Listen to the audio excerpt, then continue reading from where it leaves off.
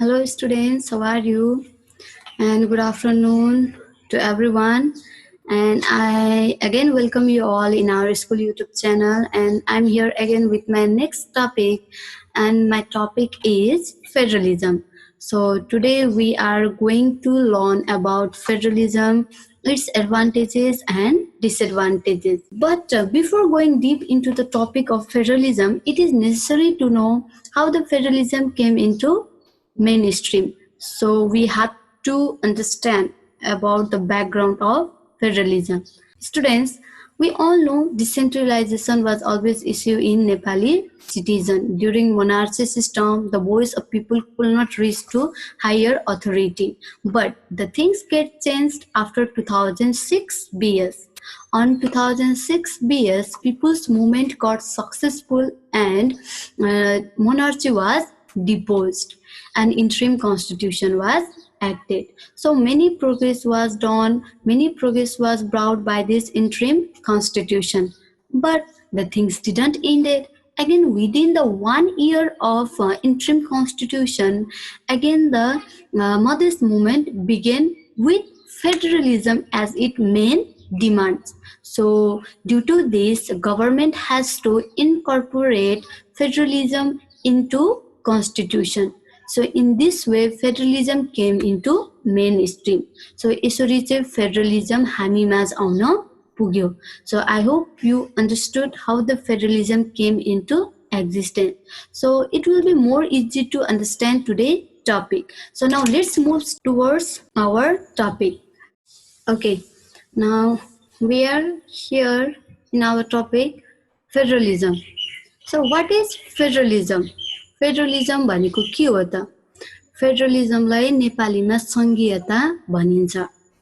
So here is the short definition about federalism. So we can see here, federalism is a system of dual in which state power is divided between a federal, that is national government, and various provincial government.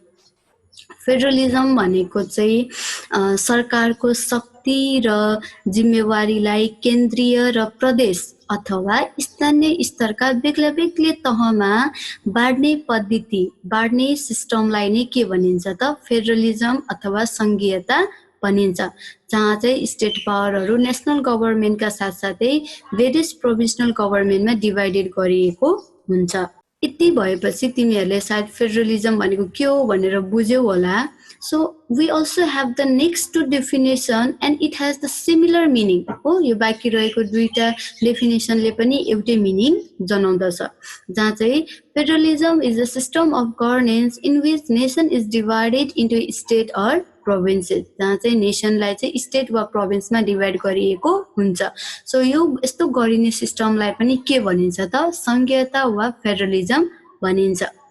Also next we have is, it is a system that divides up between a strong national government and smaller local government, जहाँ चाहिँ strong हो शक्तिशाली राष्ट्रिय government साथसाथै ससाना local स्थानीय local government बीच चाहिँ के गरेको हुन्छ त? डिभाइड गरिएको हुन्छ. सो यसरी डिभाइड गर्ने सिस्टमलाई पनि हामी संघीयताको रूपमा लिन सक्छौं. So this all is the definition of federalism. So तिमीहरूले बुझ्यौ होला फेडरलिजम भनेको के हो. सो यो तीनटा डेफिनेसन मध्ये कुनै एउटा डेफिनेसन तिमीहरूले टिप्न या आफ्नो नोट कपीमा लेख्न सक्छौ. Now the next is federal system. So federal system लाई नेपालीमा संघीय शासन प्रणाली भनिन्छ. So here is the definition of federal system.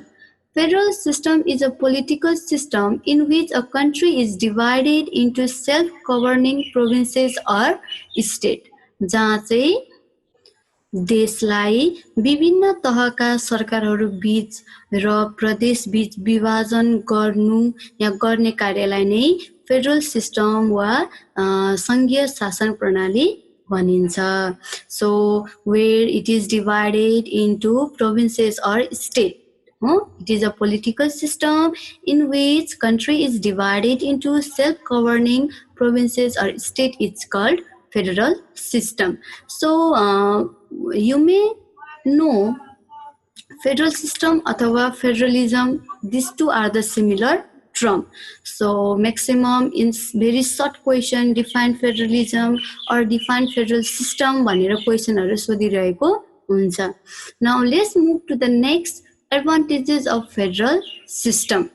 So here are the several advantages of federal system. So let's go through each of the point. First one is it represents the diversity of the state. Obviously हाम्रो country, हाम्रो देश भनेको विविधता भएको देश हो, जहाँ चाहिँ विभिन्न जात जाति, भाषा भाषी, धर्मावलम्बीहरू रहेका छन् हो. साथसाथै नेचुरल भेजिटेसनमा होस्, माटोमा होस्, क्लाइमेटमा होस्, हामीले धेरै डिफरेन्सेस, धेरै डाइभर्सिटिजहरू हामीले पाउँछौँ हो. यही डिफरेन्सेस, यही डिफरेन्स डाइभर्सिटीहरूलाई प्रिजर्भ गर्ने, प्रमोट गर्ने, जोगाउने, संरक्षण गर्ने कार्य चाहिँ के को थ्रुबाट गर्न सकिन्छ त? फेडरल सिस्टमको थ्रुबाट गर्न सकिन्छ. प्रत्येक स्टेटले आफ्नो स्टेटमा भएका विविधताहरू, आफ्नो स्टेटमा रहेका जात जाति, भाषा भाषी, धर्मावलम्बीहरूको संरक्षण गरिन्छ भने यसले के गर्छ त? हाम्रो विविधतालाई जोगाउने कार्य गर्दछ. And also all these diversities are our pride. यी सब विविधताहरू, डाइभर्सिटीहरू हाम्रो के हो त? गौरव हो. So due to which we all are known over the world. So we can say one of the advantage of federal system is it represents the diversity of the state. Now next we have is it uses the resources properly. Obviously every province, every state has its own resources. So for the proper utilization of those resources and to produce the benefit from those resources, it is necessary to use those resources properly. सबै स्टेटमा उपलब्ध भएका जति पनि स्रोतहरू छ त्यसलाई राम्रोसँगले परिचालन गरेर त्यसबाट फाइदाहरू हामीले लिन सक्छौं, जसले गर्दा चाहिँ देशलाई के गर्छ त? विकास पुर्याउने कार्य गर्दछ. So we can say it uses the resources properly. Next one is it increases public participation. हो, अब आफ्नो प्रदेशको, आफ्नो क्षेत्रको विकासका लागि चाहिँ त्यहीको जनताहरूले के गर्नु पर्दा? संलग्न हुनु पर्यो डेभलपमेन्ट कार्य हुँदै, ओके न. सो फेडरल सिस्टमले के गराउँछ भन्दाखेरि प्रत्येक प्रोभिन्स या प्रत्येक स्टेटले आफ्नै स्टेटका जनजातिहरूमा काम कार्यहरूमा इन्भल्भ गराउने कार्य बढाउने गर्दछ. So we can say it increase public participation. Next one is it maintains good governance.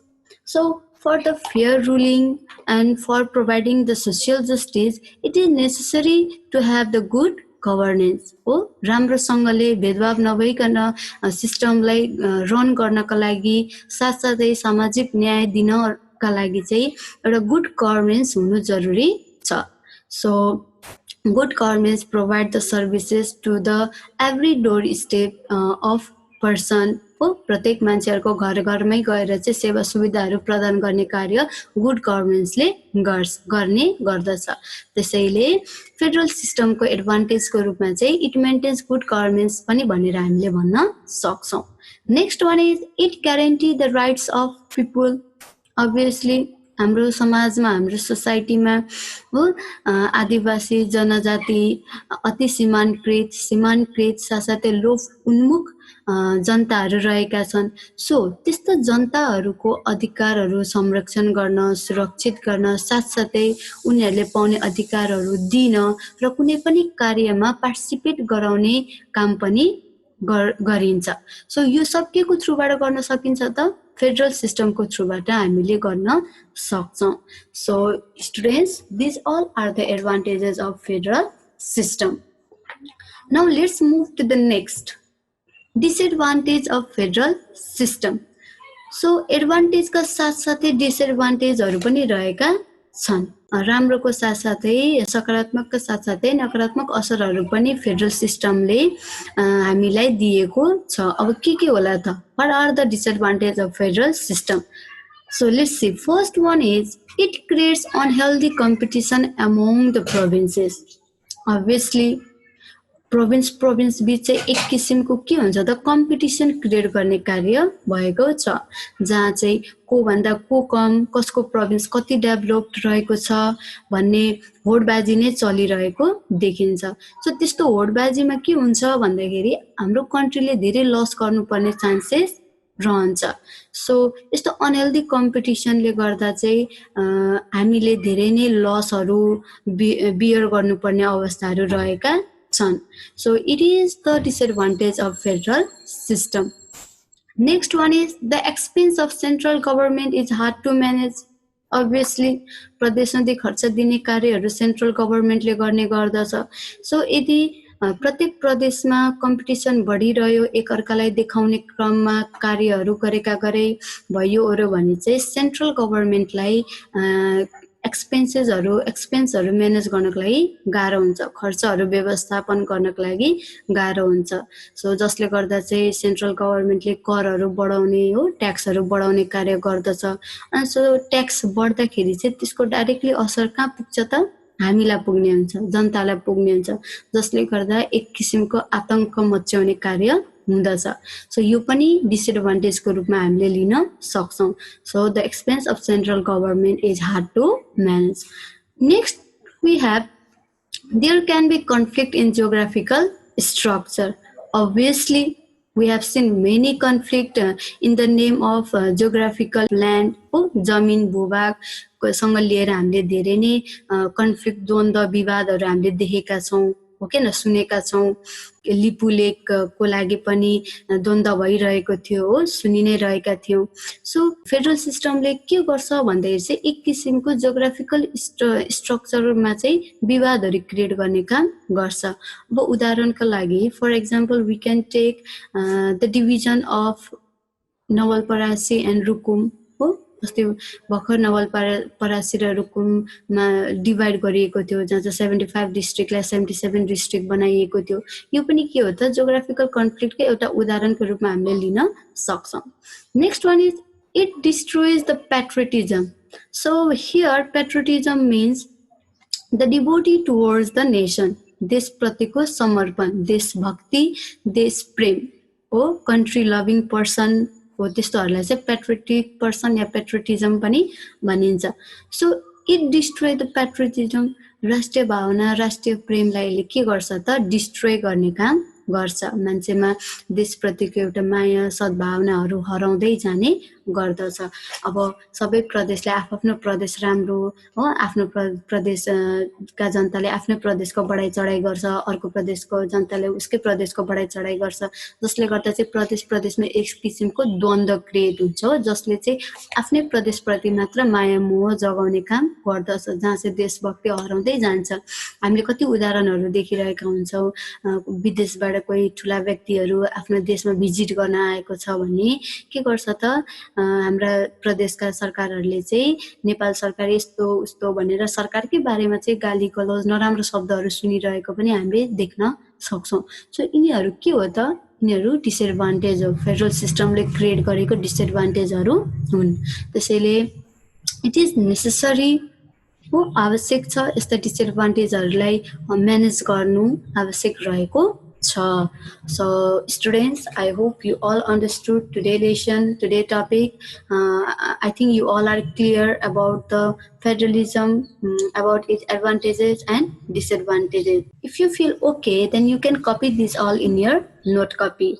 So exam मा प्राय सोधिरहेको हुन्छ फेडरलिजम भनेको के हो, 5 वटा एडभान्टेज लेख्नु या 5 वटा डिसएडभान्टेज लेख्नु भनेर क्वेशनहरू आइरहने हुन्छ। So I hope you all understood today's lesson, and tomorrow or in next lesson we will be discussing about the 7 provinces and its main features. Till then, thank you, study well, stay safe and stay happy. Thank you.